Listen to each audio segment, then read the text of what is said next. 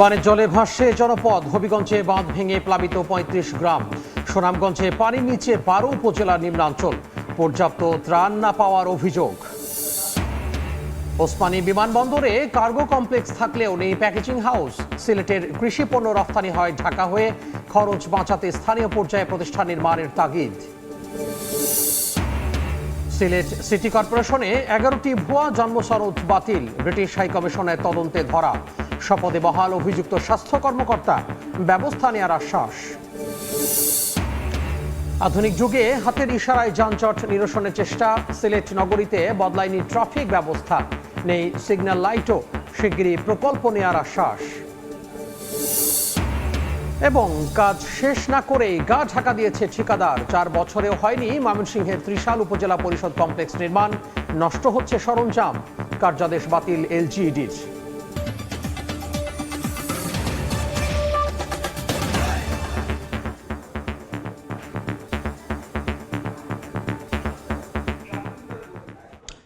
আমন্ত্রণ সময় সংবাদের নিয়মিত আয়োজন বিভাগীয় সময়ে থাকছি সপ্তাহের ৭ দিন ভিন্ন ভিন্ন বিভাগের সংবাদ নিয়ে। আজ থাকছে সিলেট ও ময়মনসিংহ বিভাগ। সঙ্গে আছি আমি তোহা খান তামিম। বানের জলে ভাসছে জনপদ। হবিগঞ্জে বাঁধ ভেঙে প্লাবিত ৩৫টি গ্রাম। দিশেহারা হাজারো পরিবার। এর মধ্যে জেলার ৩টি নদীর পানি এখনো বিপদ সীমার ওপর দিয়ে বইছে। সুনামগঞ্জেও পানির নিচে ১২ উপজেলার নিম্নাঞ্চল। মৌলভীবাজারে ঘর বাড়ি তলিয়ে থাকায় আশ্রয় কেন্দ্রে ঠাঁই হয়েছে অনেকের। তবে পর্যাপ্ত ত্রাণ না পাওয়ার অভিযোগ দুর্গতদের।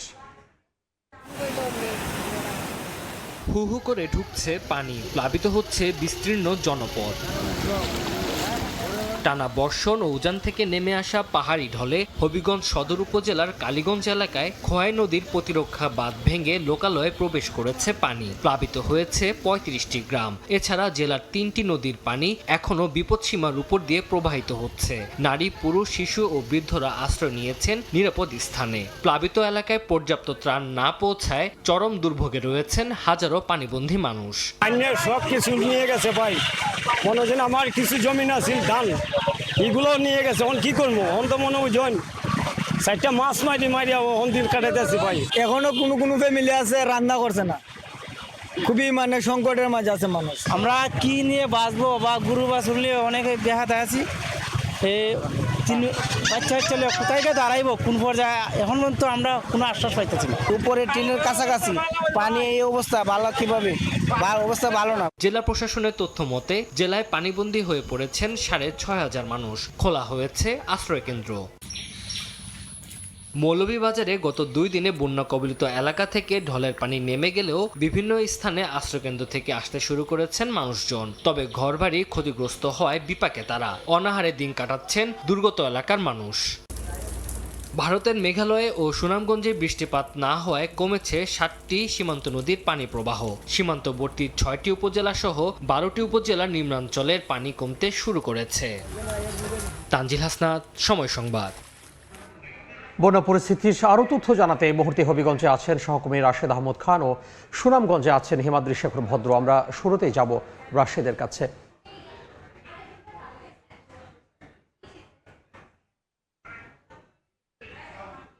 পাহাড়ি ঢলে হবিগঞ্জের প্রায় ৩৫টি গ্রাম এ পর্যন্ত প্লাবিত হয়েছে। আমরা দেখেছি যে সকাল থেকে এখানে যে বন্যা কবলিত এলাকা আছে, বিভিন্ন এলাকার যে সাধারণ পানিবন্দী মানুষ আছেন তাদের দুর্ভোগ চরম আকার ধারণ করেছে। আমরা জানি যে বৃহস্পতিবার রাতে হঠাৎ করে প্রবল বর্ষণ এবং পানির তুড়ে হবিগঞ্জের খোয়াই নদীর 2টি বাঁধ ভেঙে যায় এবং এই বাঁধ ভাঙার পর থেকে প্লাবিত হতে থাকে বিভিন্ন গ্রাম। এ পর্যন্ত যে গ্রামগুলো আক্রান্ত হয়েছে সবগুলো গ্রামের মানুষ, হাজার হাজার মানুষ পানিবন্দী ছিলেন এবং অনেকে আত্মীয় স্বজনের বাড়িতে, কেউ আবার স্থানীয় ইউনিয়ন পরিষদে আশ্রয় নিয়েছেন। সব মিলে বলা যায় যে বন্যার্ত মানুষের একটি হাহাকার চলছে হবিগঞ্জের এই অঞ্চলে। আমরা কথা বলেছিলাম যে বন্যার্ত মানুষ আছেন, তারা জানিয়েছেন যে হবিগঞ্জে যে জেলা প্রশাসন বা স্থানীয়ভাবেও তেমন কোনো আশানুরূপভাবে কোনো ত্রাণ সামগ্রী তারা পাচ্ছেন না, যে কারণে যারা পানিবন্দী আছেন তারা অনাহারে অর্ধাহারে দিনাতিপাত করছেন। তবে পানি উন্নয়ন বোর্ড জানিয়েছে যে গত 2 দিন থেকে এখানে বৃষ্টি কম হওয়ার কারণে পানি অনেকটা কমেছে এবং নদ নদীর পানি যতটুকু ছিল এর চেয়ে কমেছে, তবে এখনও হবিগঞ্জের 3টি নদীর পানি এখনও বিপদ সীমার উপর দিয়ে প্রবাহিত হচ্ছে। বিশেষ করে হবিগঞ্জের খোয়াই নদীর পানি এখন বিপদ সীমা থেকে কিছুটা নামলেও যে সব পানি বন্যার্তা বাঁধ ভেঙে আক্রান্ত হয়েছে এসব এলাকায় আরও নতুন নতুন জায়গা নিমজ্জিত হচ্ছে এবং কুশিয়ারা এবং কালনী এবং সুতাং নদীর পানি এখনও বিপদ সীমার উপর দিয়ে প্রবাহিত হচ্ছে। তো প্রশাসনের পক্ষ থেকে জানানো হয়েছে যে এখানে তাদের সাধ্যমতো তারা চেষ্টা করছেন তাদের যারা বন্যার্তদের ত্রাণ সামগ্রী তুলে দেওয়ার, এবং বিশেষ করে যেসব এলাকায় বেশি আক্রান্ত হয়েছে সেখানে তারা বেশি বেশি ত্রাণ দেওয়ার চেষ্টা করছেন।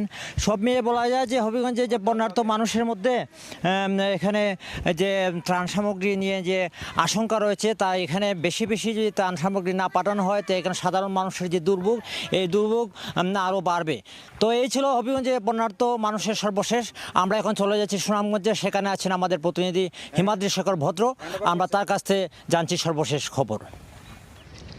আমি আছি সুনামগঞ্জের লঞ্চঘাট এলাকায়। এই লঞ্চঘাট এলাকায় থেকে কিন্তু সুরমা নদী বয়ে যাচ্ছে। আপনারা জানেন যে গত 3 দিন যাবৎ সুনামগঞ্জে গুড়ি গুড়ি বৃষ্টি হচ্ছে এবং উজানে তেমন বেশি বৃষ্টিপাত না হওয়ার কারণে সুনামগঞ্জের সবগুলি নদীর পানি কিন্তু আসলে কমতে শুরু করেছে। আপনারা যদি দেখায় সুনামগঞ্জের সুরমা নদীর পানি কিন্তু অনেকটা কমেছে, পাশাপাশি সীমান্ত নদী যেগুলি আছে সেগুলির পানিও কিন্তু অনেক কমেছে। আমরা কথা বলেছিলাম এখানকার পানি উন্নয়ন বোর্ডের সাথে, তারা জানিয়েছেন যে উজানে এবং স্থানীয়ভাবে আজকে বৃষ্টিপাত কম হওয়ার কারণে, অর্থাৎ গত 3 দিন যাবৎ বৃষ্টিপাত কম হওয়ার কারণে কিন্তু সুনামগঞ্জের সকল নদ নদীর পানি বিপদসীমার নিচে প্রবাহিত হচ্ছে। এখন পর্যন্ত আসলে মানুষের বাড়ি ঘরে পানি ওঠা বা ওইভাবে বন্যা আক্রান্ত বা এই ধরনের কোনো খবর আমরা পাইনি। তবে আমরা কথা বলে জেনেছি যে এই পানি যতটুকু বেড়েছিল আসলেও ঠিক ততটুকুই কমে যাচ্ছে এবং এই পানির যে হ্রাস পাওয়ার ইয়েটা খুব দ্রুত গতিতে পানি হ্রাস পাচ্ছে এবং সুনামগঞ্জের সমস্ত সীমান্ত নদী অর্থাৎ সুরমা, জাদুকাটা, চলতি সহ 7টি সীমান্ত নদী দিয়ে যে অঝোর ধারায় পাবল বেগে পাহাড়ি ঢল আসছে এবং সেই ঢলেই কিন্তু এই সুরমা নদীতে প্রবাহিত হচ্ছে এবং সেই ঢলের পানি কিন্তু সুরমা নদী দিয়ে অন্যত্র চলে যাচ্ছে। আমরা কথা বলেছিলাম পানি উন্নয়ন বোর্ডের সাথে, তারা জানিয়েছেন যে এভাবে যদি গুড়ি গুড়ি বৃষ্টি এবং উজানে বৃষ্টিপাত কম থাকে তাহলে সুনামগঞ্জের পাহাড়ি ঢলের পরিস্থিতি দ্রুতই উন্নতি হবে। তো এই ছিল সুনামগঞ্জের লঞ্চঘাট এলাকা থেকে পাহাড়ি ঢলের সবশেষ খবর। সরাসরি যুক্ত হয়েছিলাম সুনামগঞ্জ এবং হবিগঞ্জ থেকে। সহকর্মীরা জানাচ্ছিলেন সেখানকার বন্যা পরিস্থিতির খবর। কৃষিপণ্য রফতানিতে নতুন সম্ভাবনা সৃষ্টি হলেও আধুনিক প্যাকেজিং হাউসের অভাবে ভুগছেন সিলেটের কৃষক ও রফতানিকারকরা। ঢাকা থেকে প্যাকিং করায় কমছে পণ্যের গুণগত মান, পাশাপাশি পরিবহন খরচ বাড়ায় কমেছে রফতানিও। ব্যবসায়ীরা বলছেন স্থানীয় পর্যায়ে আন্তর্জাতিক মানের প্যাকেজিং হাউস স্থাপন হলে কয়েক গুণ বাড়তে পারে রফতানি। দিগেন সিংহের ছবিতে একরামুল কবিরের রিপোর্ট। নিরাপদ, মানসম্মত ও টেকসই উপায়ে রপ্তানিযোগ্য কৃষি পণ্য উৎপাদনে আন্তর্জাতিক formula good agricultural practices gap, এই ফর্মুলা অনুযায়ী পণ্য উৎপাদনে কৃষি বিভাগ সিলেটের কৃষকদের প্রশিক্ষিত করে তুলছে। এর ধারাবাহিকতায় জেলার জৈন্তাপুরে 30 হেক্টর জমিতে 2 শতাধিক ঝাড়া লেবুর চাষ করা হয়েছে। ঝাড়া লেবু সহ বিভিন্ন জাতের লেবু, গোয়ালগাদ্দা সিম, নাগামরিচ, পান, ফরাসের বিচি, সাতকরা সহ সিলেটে উৎপাদিত 25টি রপ্তানিযোগ্য পণ্য রয়েছে। যুক্তরাজ্যে বিভিন্ন দেশের শাকসবজি পাওয়া গেলেও সিলেটের টাটকা শাকসবজির রয়েছে বাড়তি চাহিদা। দীর্ঘ প্রতীক্ষার পর সিলেট ওসমানী আন্তর্জাতিক বিমানবন্দরে চালু করা হয়েছে এক্সপোর্ট কার্গো কমপ্লেক্স, কিন্তু প্যাকিং হাউস না থাকায় যুক্তরাজ্য সহ বিশ্বের বিভিন্ন দেশে সিলেট অঞ্চলের টাটকা শাকসবজি পর্যাপ্ত পরিমাণে রপ্তানি করা যাচ্ছে না। সিলেট থেকে কাঁচা শাকসবজি ঢাকার শ্যামপুর প্যাকিং হাউস হয়ে শাহজালাল বিমানবন্দর কার্গো ভিলেজ পর্যন্ত পৌঁছাতে সময় লাগে 20 থেকে 22 ঘন্টা। এতে খরচ বাড়ার পাশাপাশি সবজির গুণগত মান ধরে রাখা সম্ভব হচ্ছে না। সংশ্লিষ্টরা বলছেন সিলেটে প্যাকিং হাউস হলে দ্রুত সময়ের মধ্যে বিদেশের বাজারে এই অঞ্চলের শাকসবজি পৌঁছানো সম্ভব হবে। সিলেটে একটা প্যাকিং হাউস করতে পারি তাহলে কিন্তু মাত্র আমরা 1 থেকে 1.5 ঘন্টার মধ্যে আমরা এয়ারপোর্টে চলে যাব এবং দেখা দেখা যাচ্ছে 10 থেকে 12 ঘন্টার মধ্যে এটা লন্ডন মার্কেট ঢুকে যাবে। ব্যবসায়ী নেতারা বলছেন পেকিং হাউজের কার্যক্রম শুরু হলে বিপুল পরিমাণে সবজি রপ্তানি করা যাবে। বাণিজ্যমন্ত্রী ইতিমধ্যে ডিক্লারেশন দিয়েছেন যে উনি পেকিং হাউসের জন্য কাজ করছেন এবং এটা অচিরেই হয়ে যাবে। ব্যবসায়ীদের তথ্য মতে সিলেট থেকে 2022-23 অর্থ বছরে 2300 মেট্রিক টন, 2023-24 অর্থ বছরে 2030 মেট্রিক টন এবং 2024-25 অর্থ বছরে 1877 মেট্রিক টন কৃষিপণ্য রপ্তানি হয়। ইকরামুল কবির, সময় সংবাদ, সিলেট। এ নিয়ে আলোচনার জন্য এই মুহূর্তে সিলেটের খামারবাড়িতে আছেন সহকর্মী ইকরামুল কবির, তার সঙ্গে যুক্ত হচ্ছেন কৃষি সম্প্রসারণ অধিদপ্তরের উপপরিচালক মোহাম্মদ শামসুজ্জামান। আমরা সরাসরি যাচ্ছি ইকরামের কাছে। কৃষি পণ্যের রপ্তানি সম্ভাবনা নিয়ে কথা বলার জন্য আমি এই মুহূর্তে আছি সিলেটের কৃষি সম্প্রসারণ অধিদপ্তরের খামার বাড়িতে। আমার সঙ্গে আছেন কৃষি সম্প্রসারণ অধিদপ্তরের উপপরিচালক মোহাম্মদ শামসুজ্জামান। জনাব শামসুজ্জামান, আপনাকে ধন্যবাদ জানাচ্ছি এবং কৃতজ্ঞতা জানাচ্ছি আমাদেরকে সময় দেওয়ার জন্য। আমাকে একটু প্রথমে বলবেন, এই যে পেকিং হাউস যেটা বলা হয় রপ্তানি করার জন্য, বিশেষ করে কাঁচা সবজি বা তরি তরকারি, এই পেকিং হাউসটা একটু যদি বলতেন এটার মধ্যে কি কি ব্যবস্থাপনা থাকে? ধন্যবাদ সময় টিভিকে।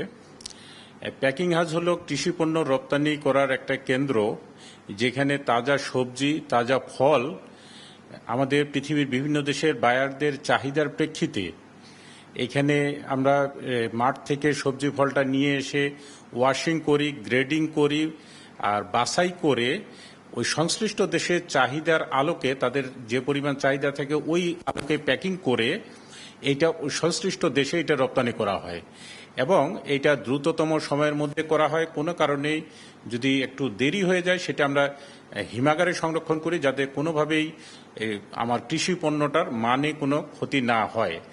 এবং এটা এভাবে রপ্তানি করলে ওই সংশ্লিষ্ট দেশে একেবারে ফ্রেশ এই সবজি বা ফলটা পৌঁছানো যায়। আমার এখন সিলেট অঞ্চল থেকে যে সবজি ফল রপ্তানি হচ্ছে সেটা ঢাকার থেকে।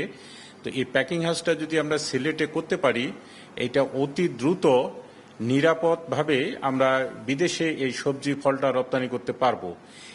সিলেট জেলায় একটা আন্তর্জাতিক মানের বিমানবন্দর আছে। এই বিমানবন্দরে আমরা জায়গা নির্বাচন করে রেখেছি। এখানে যদি মাননীয় মন্ত্রী মহোদয়, মাননীয় সরকার মহোদয় যদি উদ্যোগ নেন, একটা প্যাকিং হাউস স্থাপন করলে সিলেট জেলা সহ আশপাশের জেলার থেকে যেই সবজি ফল উৎপাদিত হয় এটা অতি দ্রুত, সতেজ এবং নিরাপদভাবে এটা আমরা পাঠাতে পারবো। সেক্ষেত্রে যেমন গ্যাপ একটা আছে কৃষি পণ্য যাতে মান নিয়ন্ত্রণ করার জন্য গ্যাপ, এই বিষয়টি একটু বলবেন, গ্যাপটা কি এবং গ্যাপটা নিয়ন্ত্রণে আপনারা কতটুকু কাজ করছেন মাঠ পর্যায়ে? জি ধন্যবাদ। আমরা সবাই জানি গ্যাপ হলো উত্তম কৃষি চর্চা। এই উত্তম কৃষি চর্চার মাধ্যমে নিরাপদভাবে ফল সবজি উৎপাদন করা হয়। আমরা জানি গোটা পৃথিবীতে যে কোনো পণ্য রপ্তানি করতে হলে এই পণ্যটা নিরাপদ কিনা সেটা আগে প্রথমেই যাচাই করে। এই যাচাই করার জন্য আমরা আমাদের এলাকায়, সিলেট সহ আশপাশের এলাকায় এই নিরাপদ কৃষি, উত্তম কৃষি চর্চার মাধ্যমে নিরাপদ সবজি ফল উৎপাদন করার একটা সুন্দর এবং সম্ভাবনাময় জায়গা। আমরা জানি সিলেট এলাকায় এখনো এখানকার মাটি, এখানকার পরিবেশ অনেকটাই নিরাপদ আছে দেশের অন্যান্য যে কোনো জায়গার তুলনায়। এইখানে আমরা কৃষি বিভাগের পক্ষ থেকে কৃষকদের ট্রেনিং দিয়ে যাচ্ছি, কৃষকদের হাতে কলমে শিক্ষা দিচ্ছি, প্রশিক্ষণ প্রদর্শনী বাস্তবায়ন করতেছি। এর মাধ্যমে আমরা অনেকটাই কৃষি পণ্য নিরাপদভাবে উৎপাদনে অনেক দূর এগিয়ে গেছি। এটা যদি আমরা কোনোভাবেই সিলেট থেকে অতি সহজেই এটা বিদেশে পাঠাতে পারি, এটা আমাদের কৃষি উন্নয়নে তথা দেশের অর্থনীতিতে একটা ভালো ভূমিকা রাখবে বলে আমি মনে করি। ধন্যবাদ। শুনছিলেন সিলেটের প্যাকেজিং হাউস এবং সিলেটের নিরাপদ যে কৃষি পণ্য নিয়ে কথা বলছিলাম কৃষি সম্প্রসারণ অধিদপ্তরের সিলেটের উপপরিচালক জনাব শামসুজ্জামানের সাথে। মোটামুটি এই ছিল সিলেটে যে একটি নিরাপদ কৃষি পণ্য ব্যবস্থাপনার ব্যাপারে কৃষি বিভাগ যে কাজ করছে তার সবশেষ খবর। একজন অতিথিকে সঙ্গে নিয়ে সিলেট থেকে যুক্ত হয়েছিলেন সহকর্মী ইকরামুল কবির। বিভাগীয় সময় আরও থাকছেন। মেগা প্রকল্পের যুগে সিলেট শত কোটির সড়ক নির্মাণে নিজস্ব প্রযুক্তিতে কংক্রিট উৎপাদন করবে সিটি কর্পোরেশন, মান নিশ্চিতে জোর দেওয়ার পরামর্শ। সিলেট সিটি কর্পোরেশন কর্মকর্তাদের বিরুদ্ধে ভুয়া জন্ম সনদ তৈরির অভিযোগ উঠেছে। ব্রিটিশ হাইকমিশনের তদন্তে ধরা পড়েছে জালিয়াতির বিষয়টি। এর মধ্যে ভুয়া 11টি জন্ম সনদ স্থায়ীভাবে বাতিল করেছে কর্তৃপক্ষ। অভিযুক্ত সহকারী নিবন্ধককে বদলি করা হলেও শপথে বহাল প্রধান স্বাস্থ্য কর্মকর্তা।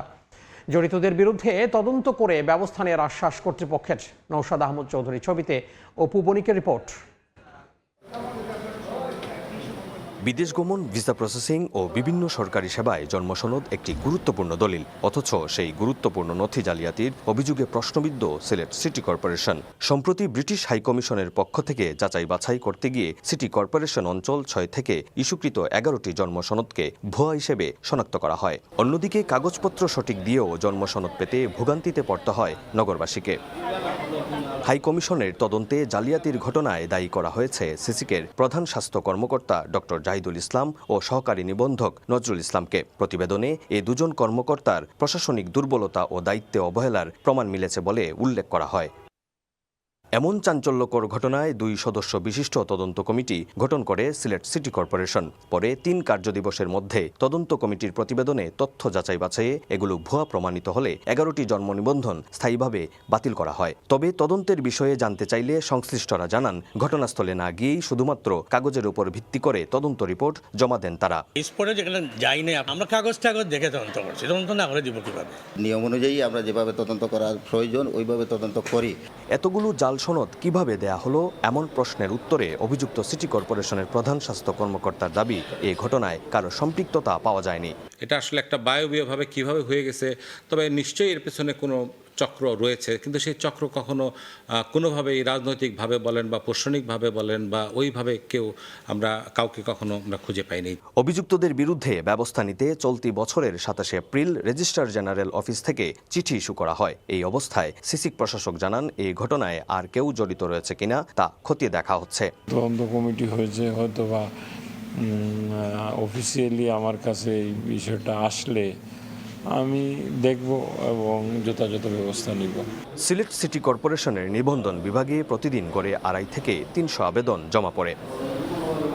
দ্রুত হয়রানিমুক্ত রাষ্ট্রীয় সেবা নিশ্চিতে ডিজিটাল নিরাপত্তা ব্যবস্থা বাড়ানোর পাশাপাশি জন্ম নিবন্ধন জালিয়াতিতে জড়িতদের আইনের আওতায় নিয়ে আসার দাবি নগরবাসীর। অপু বণিক, সময় সংবাদ, সিলেট। স্টিলটেক মানে গুণগত মানের নিশ্চয়তা। It's all about stainless style.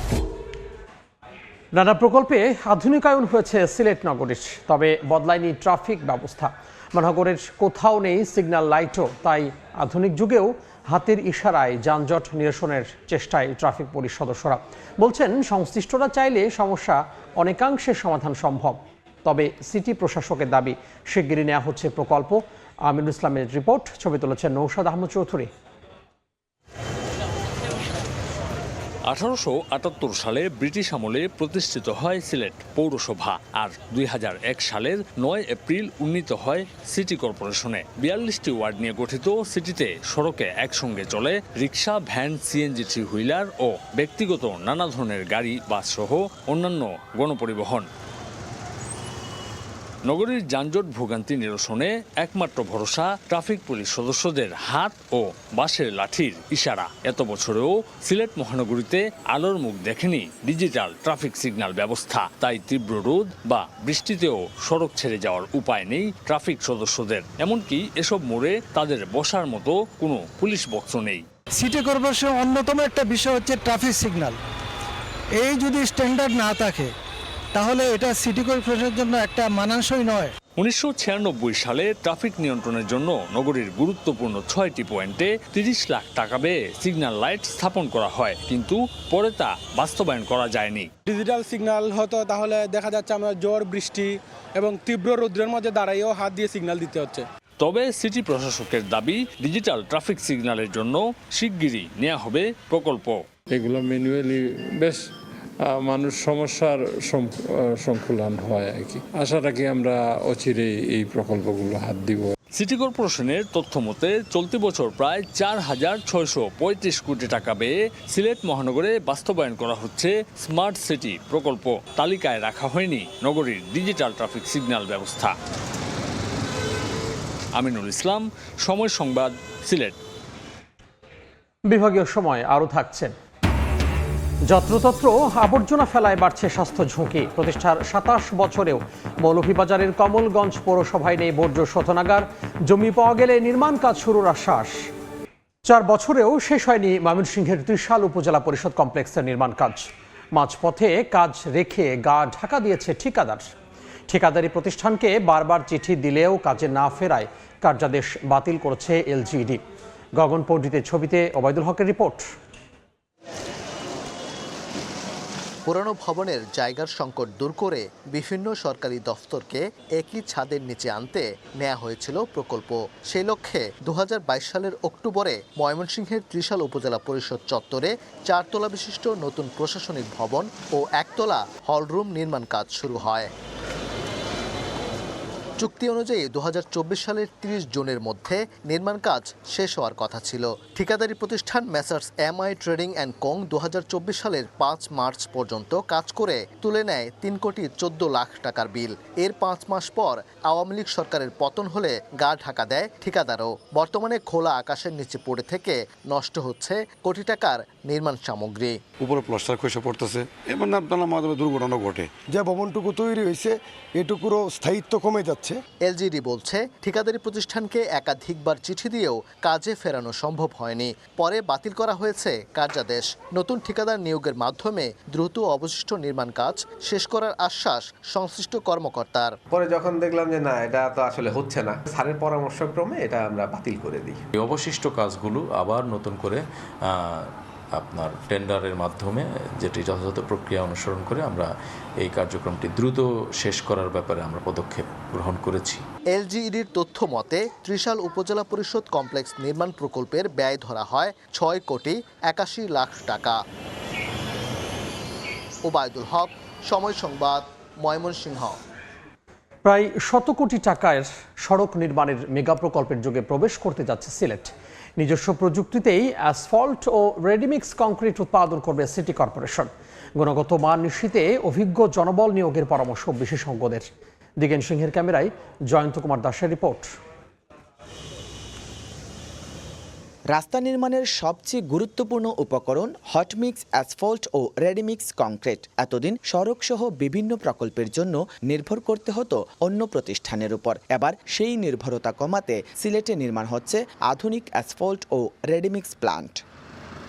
নতুন এই প্লান্ট চালু হলে প্রয়োজন অনুযায়ী নির্ধারিত অনুপাতে পাথর, বালু ও বিটুমিন মিশিয়ে দ্রুত অ্যাসফল্ট উৎপাদন সম্ভব হবে। প্রকল্পের আওতায় স্থাপন করা হচ্ছে ঘণ্টায় ১০০ টন উৎপাদন ক্ষমতার অ্যাসফল্ট মিক্সিং প্লান্ট এবং ঘণ্টায় ৬০ ঘনমিটার সক্ষমতার রেডিমিক্স কংক্রিট বেচিং প্লান্ট। ইতিমধ্যে যন্ত্রপাতি সংগ্রহের দরপত্র আহ্বান করেছে সিটি কর্পোরেশন। যে মেটেরিয়াল যেগুলি আসবে আর কি, আমাদের কনক্রিট, তারপরে অ্যাসফল্ট, এটা আমাদের নিয়ন্ত্রণাধীন হবে, ফলে আমাদের কাজের মান বেড়ে যাবে। উৎপাদিত পণ্যের মান উন্নয়নে যোগ্য ও অভিজ্ঞ জনবল নিয়োগের পরামর্শ বিশেষজ্ঞদের। রোডস, এলজিইডি তারাও যদি সার্ভিসগুলো সিটি কর্পোরেশন থেকে নেয় তাহলে কোয়ালিটি ম্যাটেরিয়ালস আসবে এবং সাথে সাথে সিটি কর্পোরেশন তাদের রেভিনিউ জেনারেট হবে। নগরীর দক্ষিণ সুরমার তেতলি এলাকায় ৮.২০ একর জায়গা জুড়ে অ্যাসফল্ট প্ল্যান্টটি স্থাপন করা হচ্ছে।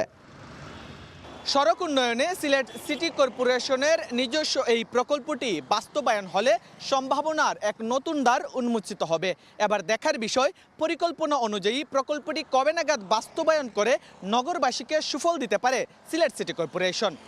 জয়ন্ত কুমার দাস, সময় সংবাদ, সিলেট। প্রতিষ্ঠার ২৭ বছরেও মৌলভীবাজারের কমলগঞ্জ পৌরসভায় নির্মাণ হয়নি বর্জ্য শোধনাগার। যত্রতত্র আবর্জনা ফেলায় বাড়ছে স্বাস্থ্য ঝুঁকি। তবে জমি পাওয়া গেলেই নির্মাণ কাজ শুরুর আশ্বাস কর্তৃপক্ষের। শাহ অলিদুর রহমানের পাঠানো তথ্য, মোহাম্মদ ইয়ারুব আহমেদের ছবিতে রিপোর্ট। পৌরসভার ময়লা আবর্জনায় দূষিত হচ্ছে পরিবেশ, বাড়ছে রোগবালাই সহ মারাত্মক স্বাস্থ্য ঝুঁকি। পর্যটন সমৃদ্ধ মৌলভীবাজারের কমলগঞ্জ পৌরসভার প্রতিষ্ঠার ২৭ বছরেও আশানুরূপ সেবা বঞ্চিত পৌরবাসী। প্রায় ৩৫ কোটি টাকা ব্যয়ে অন্যান্য প্রকল্প নির্মাণ করা হলেও পরিবেশ সুরক্ষায় বর্জ্য শোধনাগার এখনও স্থাপন করা হয়নি। পৌরসভার বিভিন্ন স্থানে যত্রতত্র ময়লা আবর্জনা ফেলার কারণে পরিবেশ দূষণের পাশাপাশি জনস্বাস্থ্যের জন্য মারাত্মক ঝুঁকির সৃষ্টি হয়েছে। তাই দ্রুত বর্জ্য শোধনাগার নির্মাণের দাবি পৌরবাসীর। গাড়িতে ময়লা বরিয়া নিয়ে তারা অন্যান্য ফালানির ব্যবস্থা তারা করবা। আজ পর্যন্ত তো আমরা এটা কোনো ব্যবস্থা আমরা পাইলাম না। বর্জ্য শোধনাগার হওয়ার কথা ছিল, সেটা দীর্ঘদিনই হচ্ছে না, জায়গা সংকুলনের অভাবে জায়গা পাওয়া যাচ্ছে না। পৌর প্রশাসকের কাছে আবেদন করব দ্রুত গতিতে যাতে ময়লা শোধনাগার প্রকল্পটি বাস্তবায়ন করা হয়। পর্যাপ্ত জায়গা সংকটের কারণে বর্জ্য শোধনাগার নির্মাণ সম্ভব হয়নি দাবি পৌর প্রকৌশলীর। আর জমি পাওয়া গেলে বর্জ্য শোধনাগার নির্মাণের কাজ দ্রুত সম্পূর্ণ হবে জানায় পৌর প্রশাসক। 30 থেকে 100 শতক জায়গা দরকার ছিল। এটা তো আমরা যেহেতু ডোনেট পাই নাই, টেন্ডার হয়েছিল, কিন্তু জায়গার সন্ধান না পাওয়াতে বর্জ্য শোধনাগারটা এই আমাদের প্রকল্প থেকে বাদ গেছে। চাহিদা চেয়েছে, জমি আমরা সন্ধান করতেছি। একটা খাস জমি যদি আমরা পাই পৌরসভার নিকটবর্তী কোনো স্থানে, আমরা সেটাকে ব্যবহার করব, অথবা আমরা একটা জমি যদি অধিগ্রহণের প্রয়োজন হয় আমরা সেভাবে চিঠি প্রস্তুত করে মিনিস্ট্রিকে জানাবো। 1999 সালে প্রতিষ্ঠিত কমলগঞ্জ পৌরসভায় 9টি ওয়ার্ডের লোকসংখ্যা প্রায় 20,000। সময় সংবাদ, মৌলভীবাজার। টানা বৃষ্টি ও বন্যার প্রভাবে সিলেটে ব্যাহত হয়েছে সবজি সরবরাহ। প্রভাব পড়েছে বাজারেও। একদিনের ব্যবধানে প্রতি কেজি কাঁচা মরিচ 150 টাকা, বেগুন 40 থেকে 60 টাকা, পেঁপে 20 থেকে 32 টাকায় বিক্রি হচ্ছে। ব্যবসায়ীরা বলছেন সরবরাহ কম থাকায় দাম বেড়েছে। তবে আবহাওয়া অনুকূলে থাকলে এবং সরবরাহ স্বাভাবিক হলে বাজারও স্থিতিশীল হবে বলে আশা করছেন তারা। এদিকে একই কারণে শেরপুরের বাজারে বেড়েছে সব ধরনের মাছের দাম। বিভাগীয় সময়ের শীর্ষ সংবাদগুলো জানিয়ে দিব আরও একবার।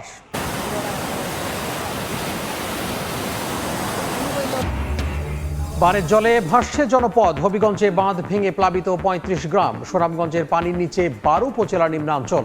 পর্যাপ্ত ত্রাণ না পাওয়ার অভিযোগ। ওসমানী বিমানবন্দরে কার্গো কমপ্লেক্স থাকলেও নেই প্যাকেজিং হাউস। সিলেটের কৃষি পণ্য রফতানি হয় ঢাকা হয়ে। খরচ বাঁচাতে স্থানীয় পর্যায়ে প্রতিষ্ঠান নির্মাণের তাগিদ। এবং সিলেট সিটি কর্পোরেশনে 11টি ভুয়া জন্ম সনদ বাতিল। ব্রিটিশ হাইকমিশনের তদন্তে ধরা শপথে বহাল অভিযুক্ত স্বাস্থ্য কর্মকর্তা। ব্যবস্থা নেওয়ার আশ্বাস।